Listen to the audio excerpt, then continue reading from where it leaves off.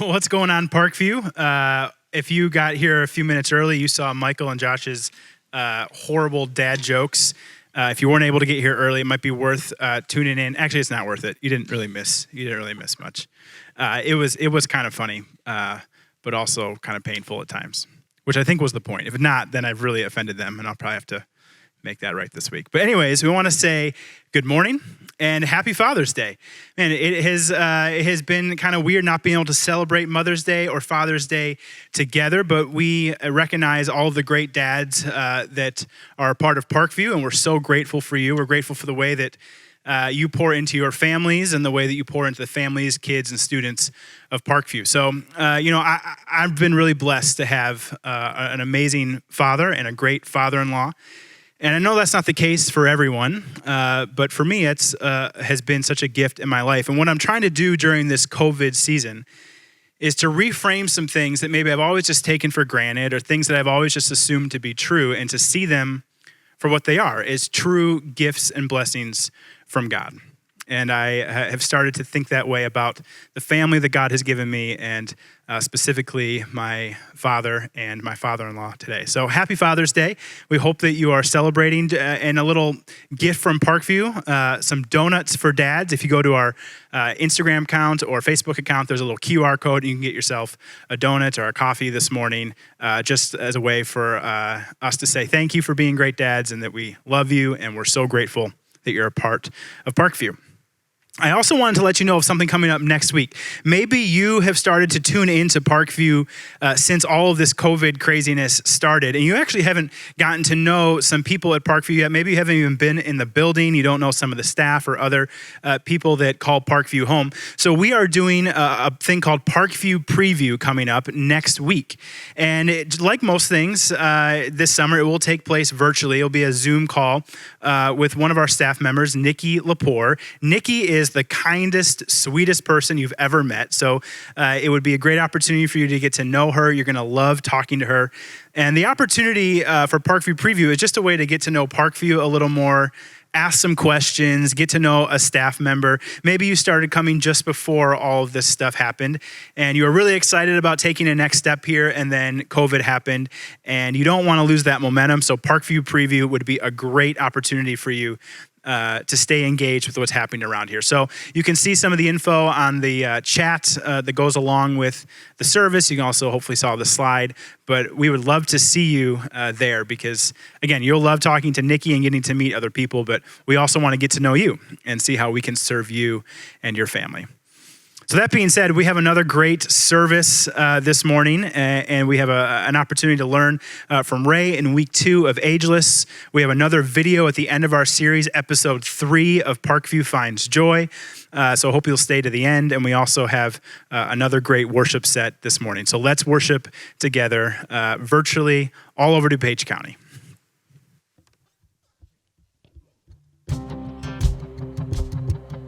We're going to raise our hallelujahs right wherever you're at this morning, praising God because He is worthy. I'll raise a hallelujah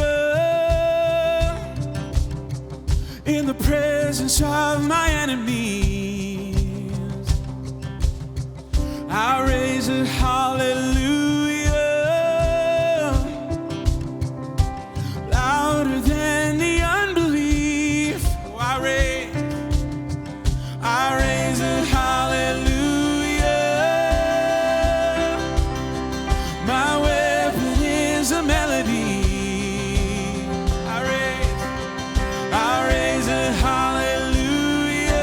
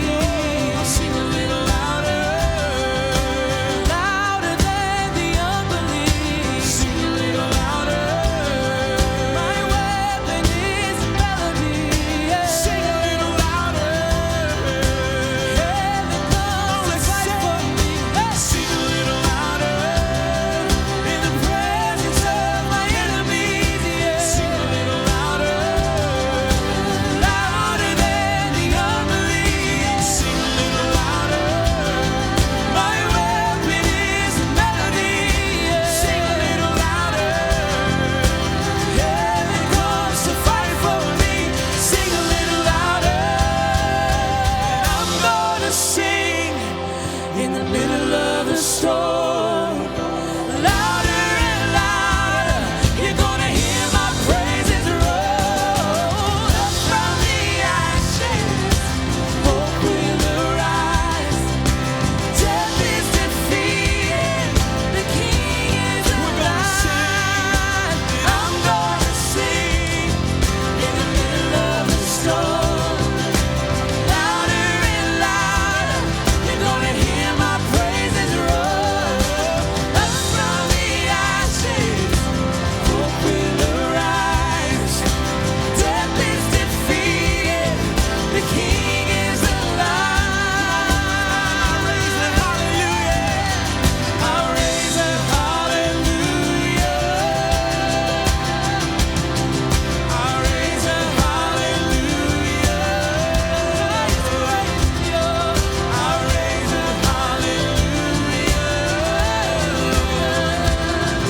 I'll raise it, hallelujah.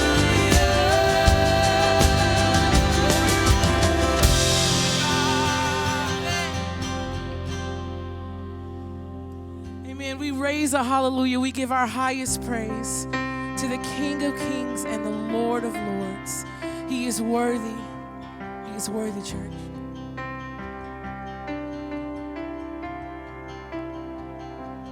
In the darkness we were way without hope and without light, till from heaven you came running.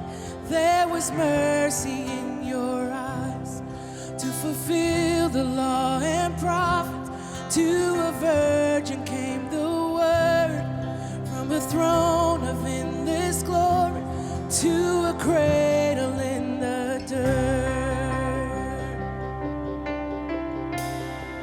We sing, praise the Father, praise the Son, praise the Spirit, three in one. God of glory, majesty, praise forever to the King of Kings.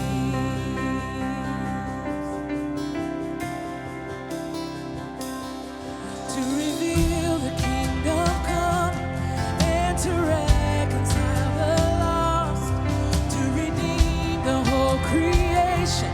You did not despise the cross, for even in your suffering you saw to the other side, knowing this was our salvation. Jesus, for our sake you died. Thank you, Lord. Praise the Father, praise the Son, praise the Spirit, three in one. God of glory, majesty, praise forever to the King of Kings.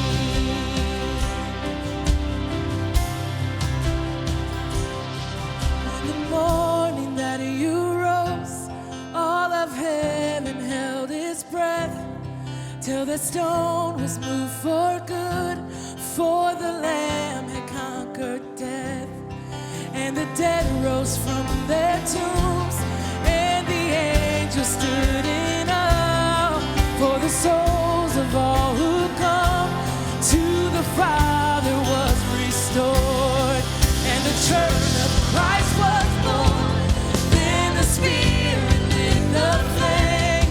Now this gospel truth of all shall not dim and shall not fade.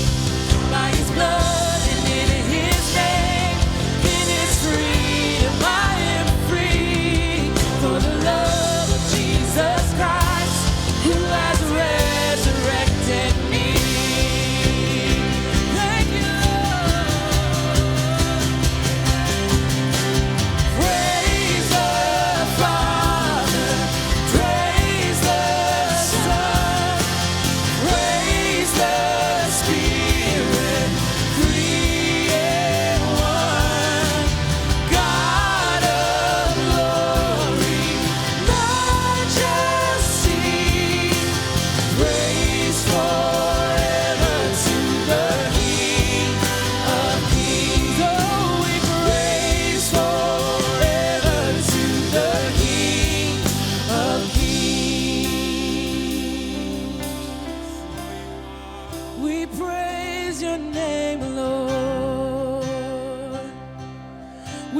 worship and adore you. We give you the praise. Come on, let's sing that chorus out one more time. Praise the Father. Praise the Father. Praise the Son. Praise the Spirit. Three in one. God of glory, majesty. Praise forever to the King of Kings. Heavenly Father, that is what we are gathered here today to do. Lord, across, this campus in this world, Lord, we gather here today to say that you are King of Kings, that you are Lord of Lords. It is really easy to declare you as Lord with our mouths, but Lord, help us to continue to declare you as Lord in our lives and Lord of our lives, in our hearts, in the way that we treat others, Lord. May they see that you are the Lord of our lives. God, we thank you and we love you that you have met us here in this place. Your word says that you inhabit the praises of your people. God, so we acknowledge your presence and we thank you, Lord, that you have met us here in this place. God, we lift our hands and our hearts to you in worship for all that you've done and all that you've yet to do and who you are. We say thank you and we love you. We pray all of this in your Son, Jesus Christ's name. And the church said together, amen. I'll tell you what, I could listen to that song and have listened to that song on repeat over and over and over, and it never gets old for me. It is, without question, right now at least, my favorite worship song, partly because of the tune, and I just like how it sounds, but because of the really rich theology and kind of entire story of the gospel that it tells in that song. And so I was back in the booth doing the slides and I had to run up here to do this, but I just loved getting to worship to that song. Hopefully it was meaningful for you this morning as well. And here's the thing, we know how much you love worshiping together. My guess is you at your kitchen table, in your living room, on your couch, you just loved the song as I just did, but you missed something about being together, because that is the thing that we have heard over and over, is that we just long to be together and to worship together and to hear each other singing. So here's what we're doing. We recognize that. We know it is so important. We are hosting a drive-in worship night this Friday, the 26th. Okay, this is an opportunity for us to gather and do the thing that we've really longed to do for a long time as a church, which is to sing together and to lift our voices together. So to drive in worship night, it's on the Friday. There's some logistics and stuff that we'll put in your email or on the website. But the bottom line is, what we really need you to do is we need you to register, because we're going to be taking social distancing precautions and making sure that everyone is safe so that we can do this in a way that is helpful and not distracting. So if you could register so we can anticipate you and plan for you, that would be great. But it is going to be something, my guess is it will be the highlight of the summer so far. And so we are anticipating a great night, and we hope that you can come and bring the whole family. It starts at 7 o'clock. And again, we have a detailed plan of how we're going to space people out and how we're still going to be able to have a really meaningful experience. That weekend is actually a pretty big weekend, because in addition to the drive-in worship experience on the Friday, on Sunday night, something you don't want to miss is Vision Night. Now, this is something that we would do every 3 to 6 months together usually, but in this season, some other things have taken precedent, and we've thought, man, we miss just getting together with our church and casting vision and celebrating what God has done. So we're not going to let COVID stop us from vision casting and celebrating God's faithfulness. So on Sunday, a week from today, Sunday night, all the details are online. Again, something that we're going to ask you to register for. It's going to be a Zoom webinar, not a Zoom call, so your face isn't going to be on the screen and all that. I know some people don't like that, but it'll be a webinar, so you'll be able to tune in and ask questions and hear a little bit about how God has been so good to Parkview over the past 6 months. So we're going to celebrate his faithfulness. We're going to celebrate all of the ways that you have shown up for the community, the ways that you have partnered with people around DuPage County. So we're going to spend a significant portion of the night giving an update on what has God been up to in the midst of this crazy season. And then we're going to spend some time looking forward. And we're going to pray together, and we're going to ask God to give us wisdom and discernment about what is next for Parkview, even in the midst of uncertain times. So we hope that you'll make it a priority. Again, I'm really excited about it. I think it will be something that will be encouraging to you as we celebrate God's faithfulness together. So that's next Sunday. Again, we ask you to register for that. And the reality is all the things that we're going to talk about that Sunday really come back to the fact that this church continues to be generous. Even in the midst of uncertain times, even in the midst of a season when other things could take priority, you have remained faithful, you have remained generous, and so that has allowed us to do some pretty remarkable things, again, that we'll share. We've shared many of them, but we'll share kind of the full scope of them next week. And so I just want to say thank you for staying consistent, and I also just want to remind you that there's always an opportunity to give online, or if that still just weirds you out for some reason, and it's 2020, but if that still weirds you out, you can mail in a gift, and that will continue to help Parkview show up for the community and to follow God's leading and prompting as we walk through this together. All right? So I'm going to pray for us before Ray comes up and shares part 2 of Ageless. So would you pray with me? God, we are grateful to be in your presence this morning. We're not in each other's presence, but we are in your presence. I firmly believe that. And regardless of where we're worshiping, we recognize that we are still Parkview, and we're still this local body that you have called out to do your will. And so, God, I pray that if there's someone today that needs some encouragement, if there's someone today that needs to hear from you, that even sitting on their front porch or in their kitchen or on their living room couch, that they would hear a word from you this morning, and that we would continue to live out the call of the gospel on our life. So we love you, and we ask you to show up in incredible ways. We pray this all in your name. Amen.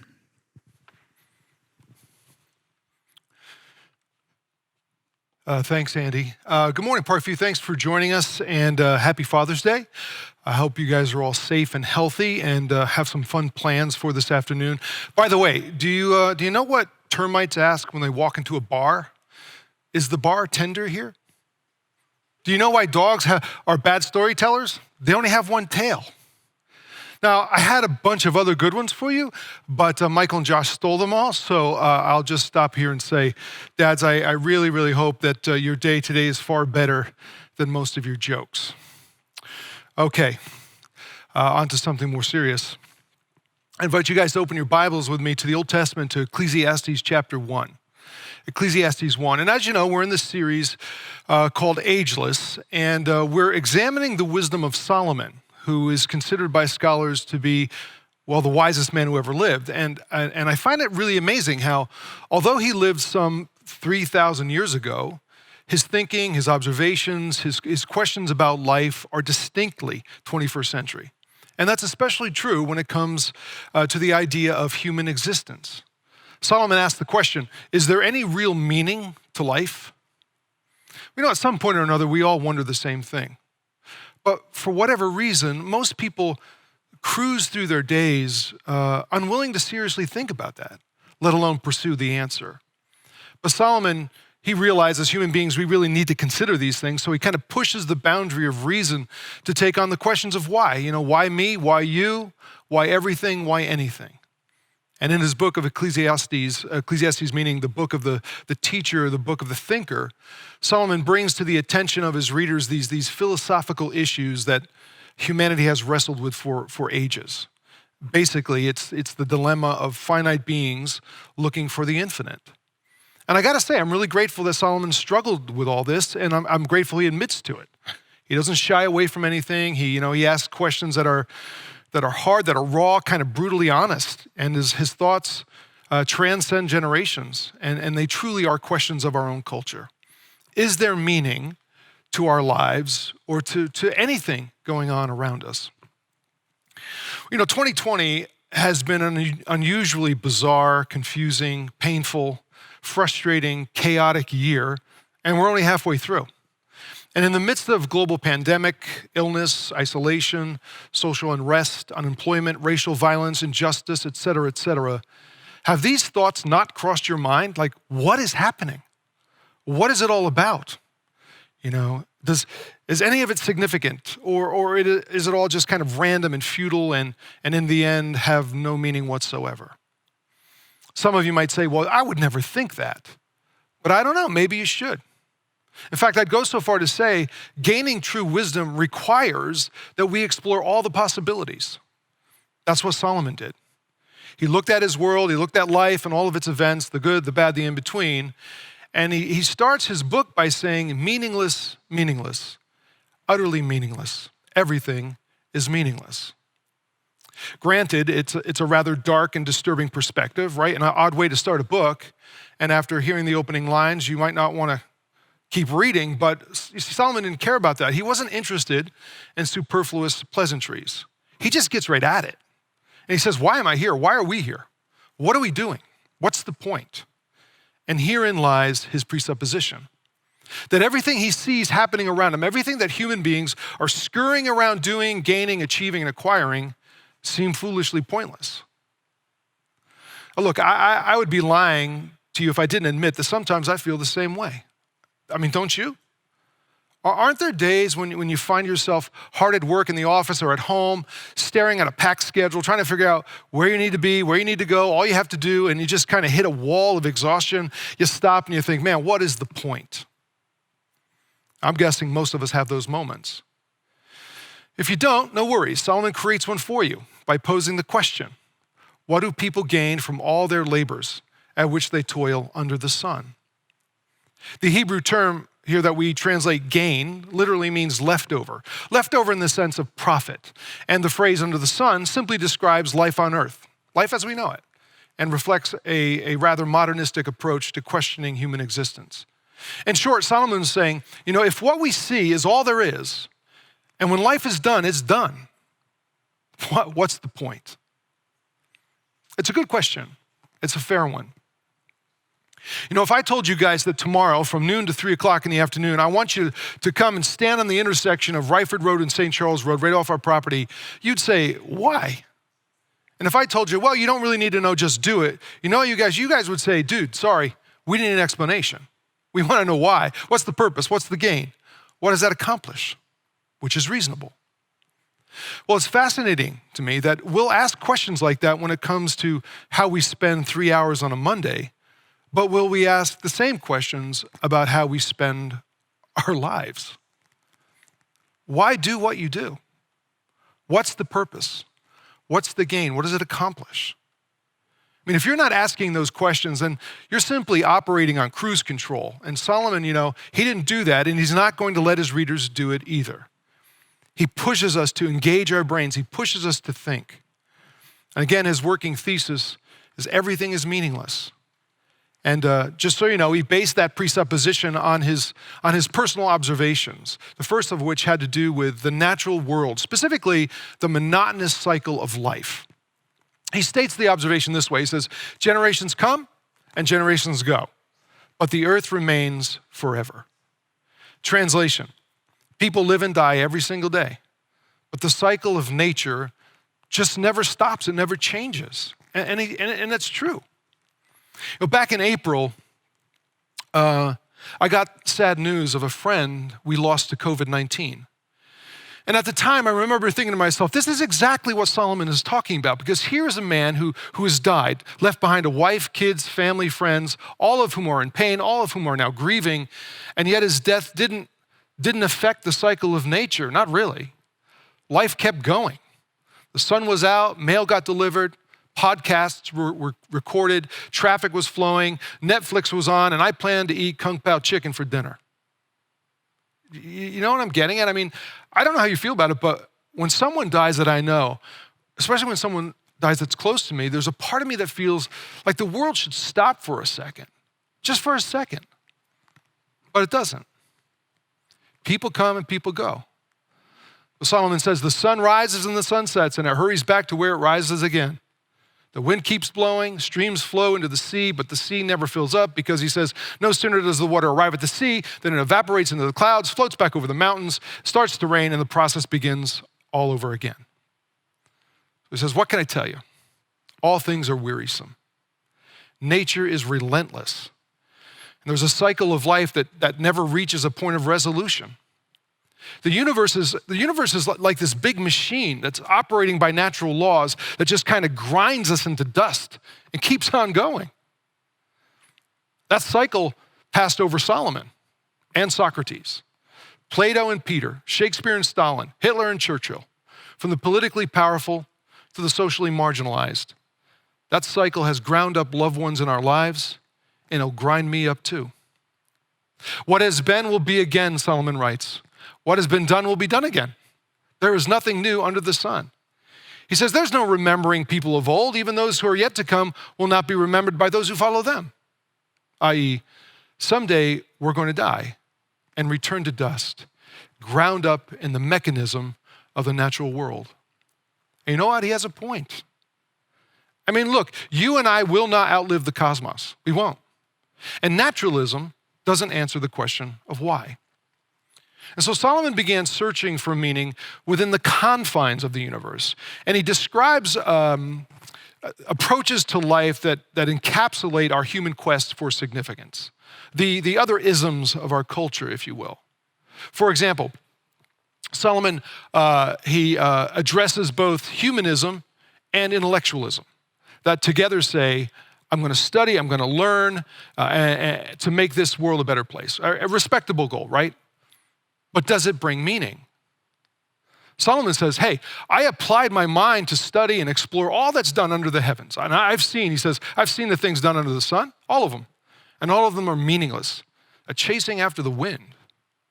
He says, look, I've grown, I've increased in wisdom more than anyone before me. I've experienced much of wisdom and knowledge. I've applied myself to the understanding of wisdom and also of madness and folly. But I learned that this too is just a chasing after the wind. So what is Solomon telling us? He's telling us that from personal experience, he realizes that gaining knowledge, it isn't a bad thing, but it doesn't ultimately give meaning. Why? Because what's twisted cannot be straightened, he says. What's lacking cannot be counted. Oh, what do you mean by that? Well, he meant that while study and education and knowledge can identify and define the problems of humanity, no matter how hard we try or how long we try, we just can't seem to fix those problems because we can't fix ourselves. We can't. And listen, you can study politics all you want, man's ability to govern himself, but you cannot fix humanity. You can study math, solve complicated formulas, but you can't fix humanity. You can study economics, science, engineering, medicine, sociology, psychology, art, religion, but you can't fix humanity. And once we realize that we can't fix ourselves and our own problems, frustration and despair often set in. And that's what Solomon was getting at when he says, for with much wisdom comes much sorrow. The more knowledge, the more grief. Hence, ignorance is bliss, as they say. Because, at least in ignorance, we don't know how desperate we really are. So you see, for Solomon, nature, humanism, academics offered no real meaning. So he decided to give hedonism a try. And hedonism is the relentless pursuit of self-indulgent pleasure. It's the approach that says life is mostly about my happiness, about my comfort, my convenience, my control. And I want to satisfy my own needs, my own interests, my own appetites, my own desires. And so I'm going to pursue whatever best pleases me. Solomon writes, I said to myself, come now, I'll test you with pleasure to find out what is good.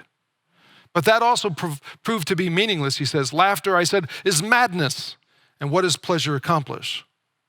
He writes, I tried cheering myself with wine, embracing folly. I wanted to see what was worthwhile for people to do under the heavens during the few days of their lives.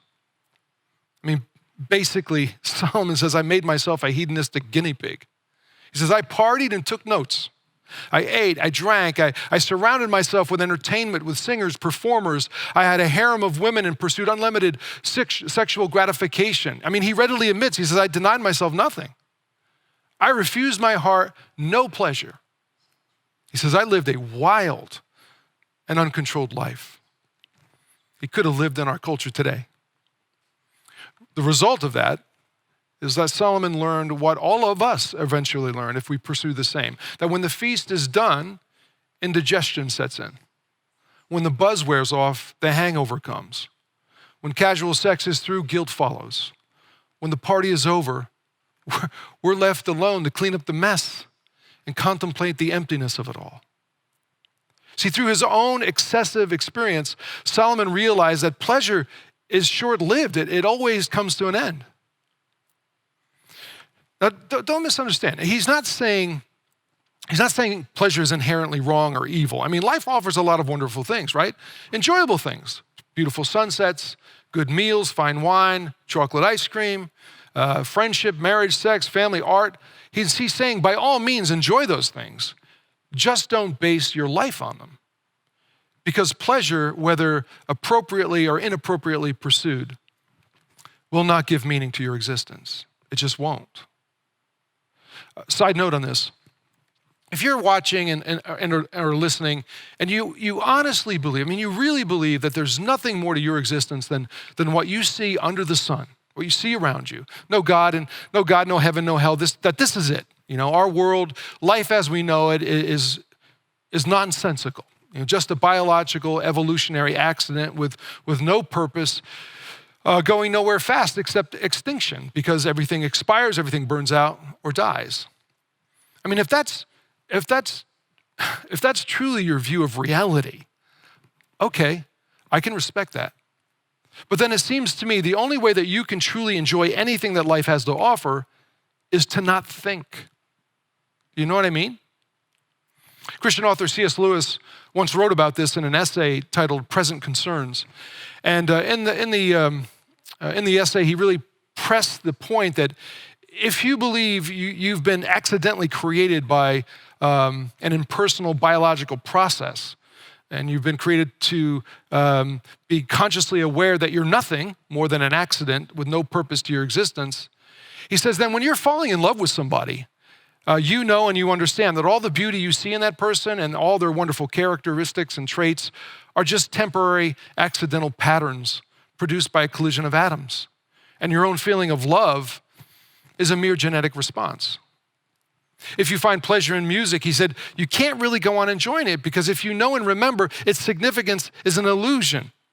And that you like it just because your nervous system is irrationally conditioned to like it. If you see and hug an adorable kid, you know that desire comes from nothing more than a collection of 100 trillion cells, and the emotions you experience are just the electrochemical firing of nerves and synapses. Lewis's point is this, that if you really believe the world is random and accidental and meaningless, then the only way to enjoy and find pleasure in things is to stop thinking. Stop thinking about reality and the tragic senselessness of it all. Otherwise, Lewis writes, you will be forced to feel the hopeless disharmony between your own emotions and the universe in which you really live. And see, this is what Solomon was saying. He was saying that in a world without meaning, pleasure is meaningless. It's just a chasing after the wind. Well, what about materialism? Wealth, owning, amassing a bunch of stuff. Does that solve our dilemma? Solomon says, no. He writes, I undertook great projects. I built houses, I planted vineyards, I made gardens, parks, reservoirs. I had servants in my home. I owned more herds and flocks than anybody before me. He says, I amassed silver and gold and the treasure of kings and provinces. Yet, when I surveyed all my hands had done and what I had toiled, what I worked hard to achieve, he says, everything was meaningless. It was a chasing after the wind, and nothing was gained under the sun. And with that, Solomon essentially answers the question he started out with. What do people actually gain from all of their labors? Nothing. Nothing, Solomon says, because when you die, you can't take your education, your knowledge, your pleasure, or your things with you. And so with that being true, if you look at Solomon's overall life, you realize that he also gave existentialism a shot. Existentialism is a big word. It simply means that I know that life and existence has no intrinsic value or no significance, but I'm going to try my best to give my life some purpose. I'm going to defy the meaninglessness of it all by being a helpful, hardworking, moral, just human being. I mean, sure, the world's messed up, man. It's a cruel and evil place, but you know what? I'm going to be good. I'm going to be good. Don't you see, Solomon did what we all do. He observed the world around him, searching for meaning, and he concluded that if anyone was going to find it, he said, I was going to find it. It was going to be me, but I didn't find it. I didn't find it in naturalism, humanism, intellectualism, hedonism, existentialism. And he says, you know what? You won't find it either. You won't. The only thing Solomon says you'll find is exactly what I found. Death comes to us all. So he writes, I started to hate my life. He said, my heart began to despair. And when I read that, it's so sad to me that, think of him, after so many years as king, with all the power and prestige and education and opportunity and riches and pleasure that came with that position, Solomon ends up in a place of utter desperation. Why? Because he understood that as imperfect, finite beings, when left to the mercy of our own human experience, there is nothing, there's no real meaning to our existence. Finite man, left to himself, cannot find any meaning under the sun. It just won't happen. And therefore, meaning to our existence has to come from, outside of ourselves, from outside the monotonous confines of our world. It's only when we encounter the infinite that the finite makes sense. It's only when we look to the Creator that the creation takes on meaning and the creature takes on significance.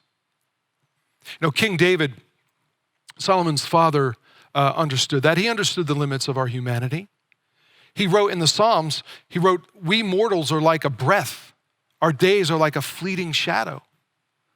But David didn't stop there. He didn't give up with that. Instead, he looked up and he cried out to God, part your heavens, O Lord. Reach down your hand from on high. Come, deliver, and rescue me. And as many of you know, it would be through David's lineage, through his family line, that God would do that very thing. That deity himself would come to rescue us in Jesus. And see, it's only when we acknowledge and invite this loving, gracious God to invade our lives, only then will we find true meaning and significance and be delivered from our despair. And without God, life is futile. He's our only hope. And Solomon acknowledged that. He finally admits what I suspect he knew all along, that it is God alone who brings meaning to our lives. He says, a person can do nothing better than to eat, drink, and find satisfaction in their work. In other words, he was saying, there's nothing greater for us as human beings than to enjoy life and find some meaning. But he says, this too I see is from the hand of God. For without him, who can eat or find enjoyment? It is God who gives wisdom and knowledge and happiness. At the end of his book of Ecclesiastes, Solomon summarizes it all this way. He says, here's the deal. Here is your purpose, to embrace and exalt your Creator, to fear, to revere, to honor, and to worship God and keep his commandments. For this is the whole duty of all humanity. This is why we're here. This is what it's all about. This is what brings fullness and meaning to our existence. Over the past 3 months, COVID-19 has taken a lot away from us. Yeah, mobility, jobs, careers, businesses, income, large gatherings, vacations, friends and family. But the one thing it's actually given us is the opportunity to think seriously about what matters most in life and why does it matter. Solomon said, God has set eternity in the human heart. We all have a deeply rooted sense that there is some purpose to our existence. There is. Solomon sensed it too. And he was not unlike all the philosophers and poets and leaders and artists and politicians and spiritualists and scientists and businessmen and women down through history who tried to find meaning in the mechanics of the universe. And yet, after all their searching, many of them end up in despair, depressed, broken, suicidal, and alone, facing the uncertainties and hopelessness of the grave. Because as man extends his hand through a seemingly vain existence, kind of reaching out into the darkness for answers to the origin, the purpose, and destination of life, there is no human being who can provide a word from within the darkness to say, yes, this is the meaning of it all. That word comes only from the Creator himself, who is able to penetrate the darkness and graciously come light the way of our eternal rescue. So let me ask, do you believe your life has purpose? I mean, do you really believe that? Because it does. No matter who you are, no matter where you're from, no matter what you look like, it absolutely has meaning. Yours and mine alike. But make no mistake, as personal beings, in and of ourselves, we are unable to find true meaning in an impersonal universe. There is meaning, but to understand the finite, one must recognize and know the infinite. The Creator, who not only gave us life, but gives significance and value to it.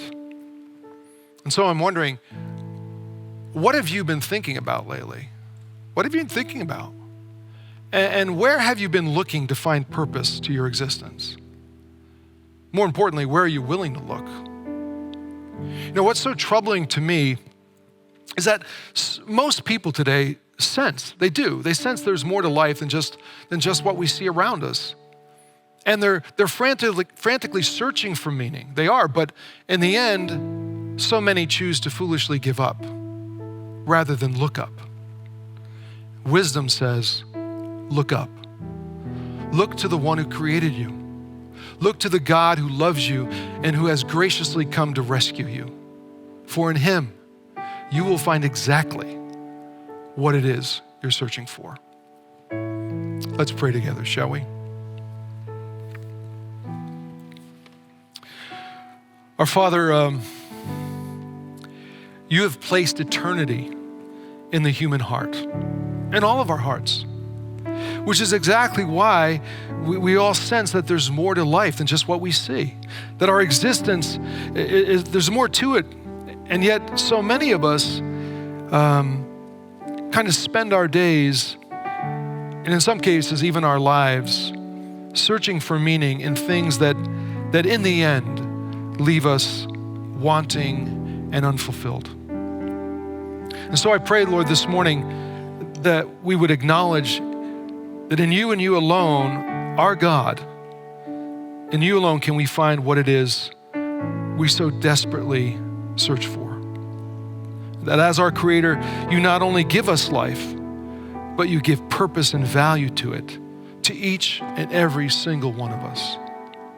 And therefore, as we walk through our days, Lord, I pray that we don't give up, but we look up to you, the one who loves us, who knows us, who has graciously penetrated the darkness of our world, and in Jesus come to light the way of our eternal rescue.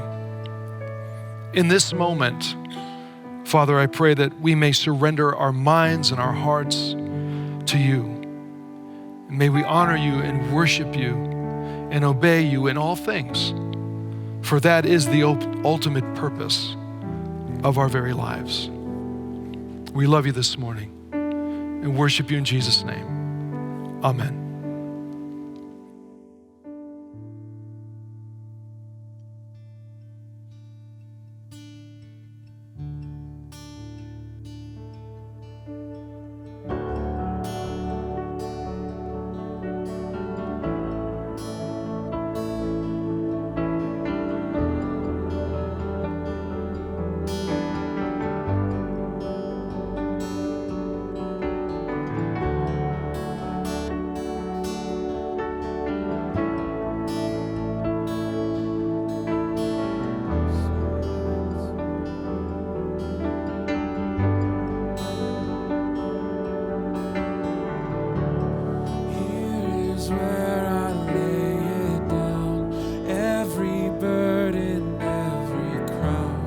This is my surrender. This is my surrender. Here is where I lay it down. Every lie and every doubt. This is my surrender.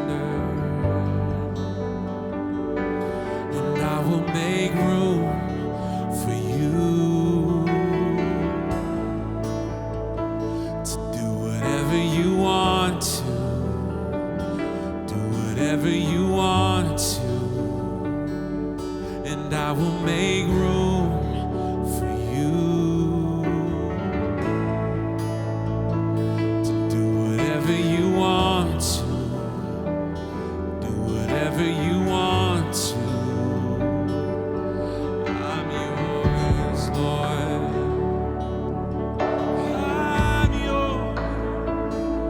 Do whatever you want to.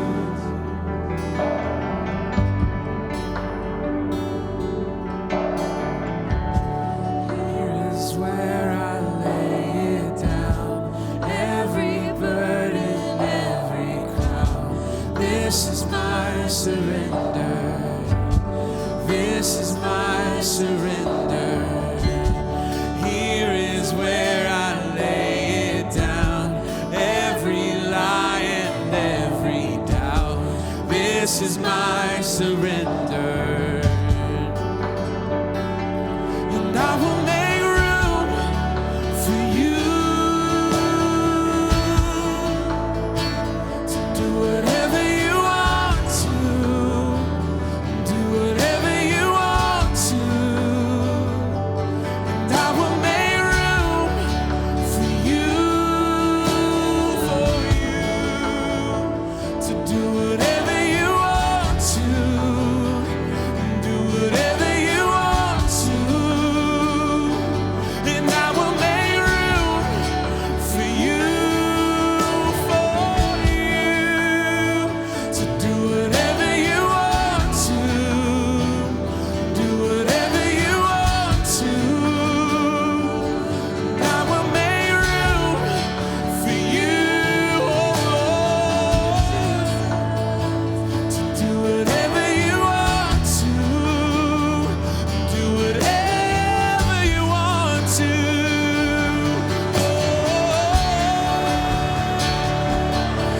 I surrender my life to you, Lord. You can have your way. All I am is yours.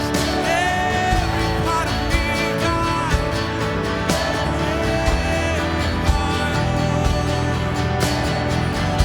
Shake up my ground, Lord. Shake up the ground of all my tradition.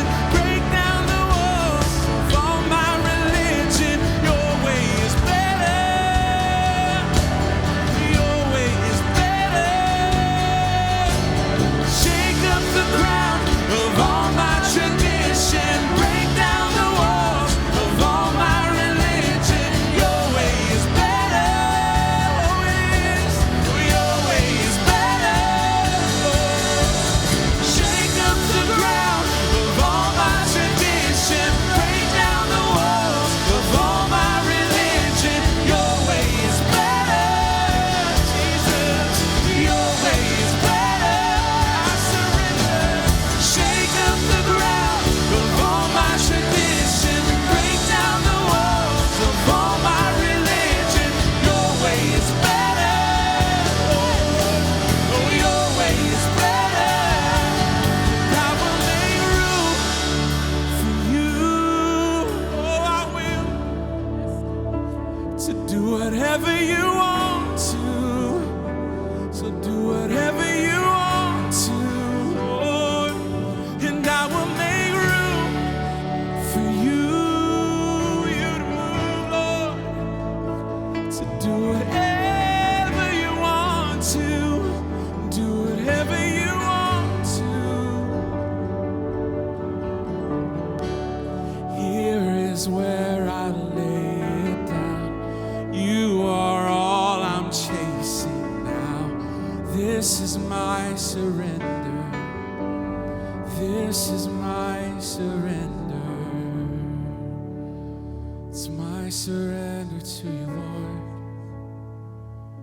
Have your way in my life. You can have it all. You can have it all, God. My way is yours. My will is yours. I surrender to your way, Lord.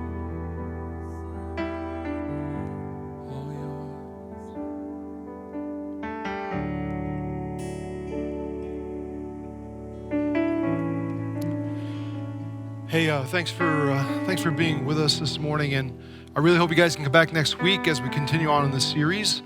Making assumptions in life is something that we as humans all do, at some point or another. And you know what they say about assumptions? What they can do? Suffice to say they can often get us into trouble. And there's one particular assumption about life that people in Solomon's day made, and we all continue to make it today. Do you have any idea what it might be? Well, join me next week and we'll talk a little bit about it. I think you'll agree with my assumptions, I guess you could say.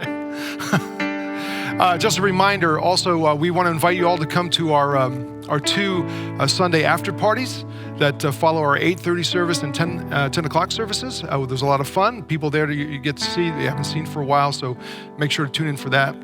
And then finally, as a way to try and reconnect with some of our church family members that we haven't seen for a while, we've been asking people to share with us where they've been finding joy in their lives in recent days. And so I'd like to pray, and then we're going to get to hear from Matt and Gladys Geringer and their beautiful family. So pray with me, will you? Our Father, I pray this morning that as your people, we would find our hope in you.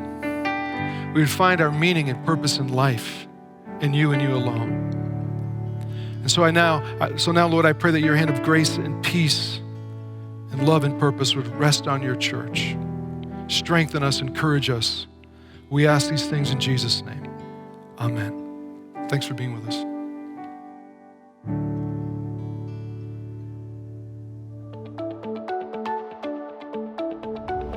Hi, Parkview. These are the Geringers, Matt and Gladys. And here's one of the things that are bringing us joy.